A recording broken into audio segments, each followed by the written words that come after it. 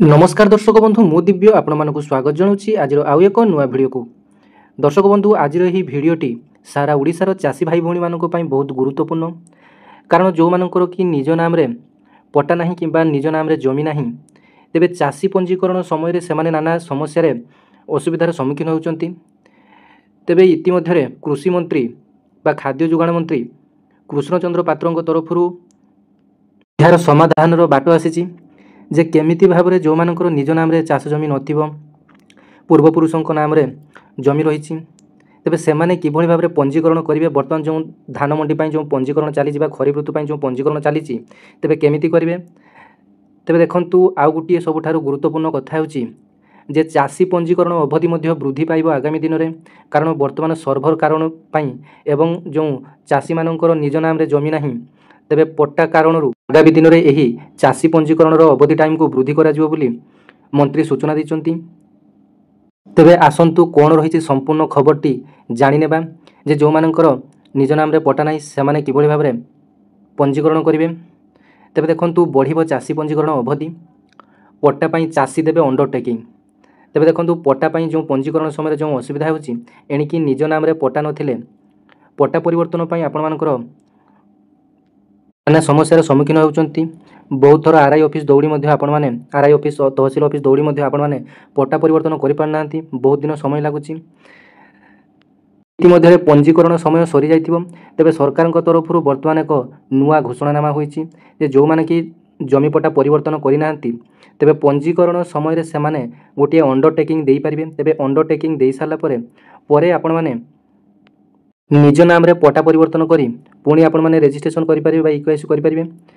तेबे देखंतु बढ़िबो चाषी पंजीकरण समय सीमा पट्टा पाई चाषी देबे अंडरटेकिंग। जुलाई 19 रु अगस्त 20 तारिख पर्यंत चाषी पंजीकरण लागि समय सीमा धार्य करा जायछि।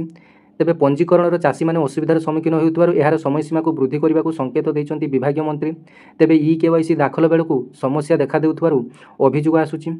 तेबे जमी पट्टा संशोधन में विलंब सर्भर और नेटवर्क समस्या कारण चाषी माने पंजीकरण करि पारु नाहंती। चाषींकर जमी पट्टा रेकर्ड बापा जेजेबापा नाम रे थिबारु पंजीकरण करि पारु नाहंती। एणिकी सेमाने अंडरटेकिंग फॉर्म दाखल करी पंजीकरण करि पारिबे बोली मंत्री कहिसंती। तेबे एईटा सबुठारु गुरुत्वपूर्ण पॉइंट जोंटा कि मंत्री कहिले जे वर्तमान जो आपण माने पंजीकरण समय रे कहार जेजेबापर ना रे किंबा बापा ना रे जदि आपण मानकर जमी रहिछि तेबे आपण माने आरआई ऑफिस को जाय आपण माने चेंज करि परिबे। किंतु ए चेंज आपण मानकर गोटे दिन रे हेबो नाही। आरआई किंबा तहसीलदार आपण मानकर प्रथमे आपण माने आरआई ऑफिस की जेतेबेले जिबे से माने आपण मानकर सब किछि चेक बा वेरीफाई करिवे। तेबे एटा गोटे दीर्घ प्रक्रिया। इतिमध्य पंजीकरण शेष तारीख मध्य चली जाइतिबो। तेबे मंत्री तरफ आपण मानकु आश्वासना दिया जायछि जे पंजीकरण करिया पई आपण माने अंडरटेकिंग फॉर्म दाखल करी आपण माने पंजीकरण करि परिबे। तेबे सेही भली सर्भर डाउन कारण पंजीकरण होई पार नथवारु समय सीमा वृद्धि करियो वर्तमान सरकार। तेबे 2025-26 खरीफ ऋतु धान क्रय पई चलित वर्ष नवेम्बर 1 रु आरंभ हुई आगामी वर्ष मार्च 31 पर्यंत समाप्त हेबो। केवल पंजीकृत चाषी मानक ठारू सरकार धान संग्रह करिवे सेथिपई चाषी मानकु आगुआ पंजीकरण करने को व्यवस्था करथिले सरकार। तेबे केवाईसी डॉक्यूमेंट अपलोड व्यवस्थार धीमा नेटवर्क बाधक हेउथबारु आंदोलन पई कृषक संगठन चेतावनी देछि। तेबे नकली चाषी को धरिया पई केवाईसी द्वारा पंजीकरण करने आरंभ करथिले सरकार। आधार कार्ड सह आखिउ टिप चिन्ह दे केवाईसी करूछंती वर्तमान चाषी। हेले एथिपाई काम धंदा बंद करी दीर्घ समय धाड़ी अपेक्षा करने को पड़ुथबारु प्रबल प्रतिक्रिया प्रकाश पाउछि। तेबे वर्तमान सोसाइटी ऑफिस रे आपण मानकर केवाईसी मध्य करा जाउछि को माने नकली चाषी को माने असल चाषी चिन्हट करिया पई। कारण पूर्वरु नकली चाषी असाधु चाषी माने मध्य आपण मानकर पंजीकरण करी लाभान्वित होउतले।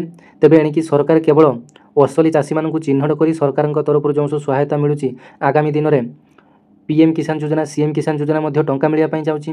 तेबे आपण माने जदि जने प्रकृति रे चाषी अटंती आपण माने आगामी पीएम किस्ती टंका पाइबा को चाहुछंती तेबे आपण माने एग्रीस्टार जो फार्मर रजिस्ट्रेशन चलीछि तेबे आपण माने एग्रीस्टार फार्मर रजिस्ट्रेशन आपण माने निकटस्थ आरआई ऑफिस आपण माने नचेत निजर पाख जनसेवा केंद्र को जाई आपण माने निजर आधार कार्ड मोबाइल नंबर टी एवं जमी पट्टा नहीं आपण माने एग्रीस्टार रजिस्ट्रेशन टी करि नेबे।